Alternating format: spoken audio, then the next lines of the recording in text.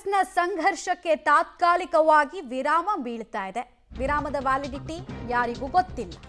ಇನ್ನೊಂದು ಕಡೆಗೆ CM ತವರಲ್ಲಿ DK Shivakumar ಪರ ಒಕ್ಕಲಿಗರ ಶಕ್ತಿ ಪ್ರದರ್ಶನ ಆಗಿದೆ.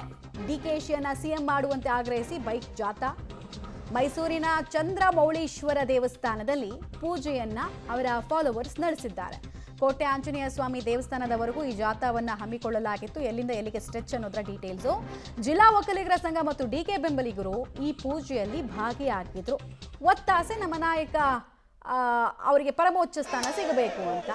ಸೊ ಆ ವಿಜುವಲ್ಸ್ ಅನ್ನು ನೀವು ನೋಡ್ತಾ ಇದ್ದೀರಾ. ಇದೇ ಬಲ ಪ್ರದರ್ಶನ ಕುಮಾರಸ್ವಾಮಿ ಅವ್ರನ್ನ ಡಿಸ್ಟರ್ಬ್ ಮಾಡ್ತಾ ಇರೋದು ನೆನಪಿರ್ಲಿ.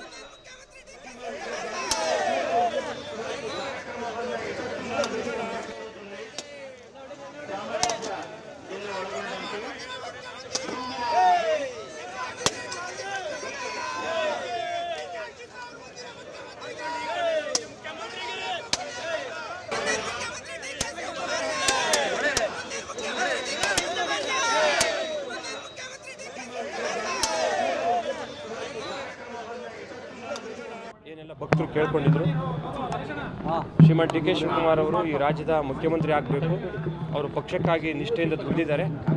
ಇವತ್ತು ಎಲ್ಲ ಸಮುದಾಯಗಳಿಗೆ ಗ್ಯಾರಂಟಿ ಯೋಜನೆಗಳ ಮೂಲಕ ಏನು ಸೌಲಭ್ಯ ಸಿಗ್ತಾ ಇದೆ, ಅದು ಸನ್ಮಾನ್ಯ ಡಿ ಕೆ ಶಿವಕುಮಾರ್ ಅವರ ಒಂದು ಬ್ರೈನ್ ಚೈಲ್ಡ್.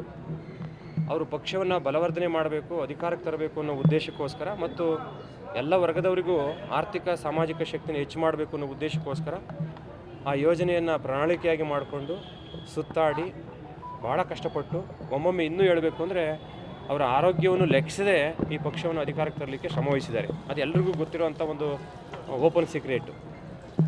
ಹಾಗೆ ಮೊದಲೇ ಮುಖ್ಯಮಂತ್ರಿಗಳು ಆಗ್ತಾರೆ ಅನ್ನೋ ಒಂದು ಹಂಬಲ ಎಲ್ರಿಗೂ ಇತ್ತು 135 ಸೀಟ್ ಬಂದಾಗಲೇ. ಆದರೂ ಹೈಕಮಾಂಡ್ ಹಿರಿತನಕ್ಕೆ ಮುತ್ಸದಿತನಕ್ಕೆ ಗೌರವ ಕೊಡಬೇಕು ಅಂತೇಳಿ ಸನ್ಮಾನ್ಯ ಮುಖ್ಯಮಂತ್ರಿಗಳಿಗೆ ಅವಕಾಶವನ್ನು ಕೊಡ್ತು.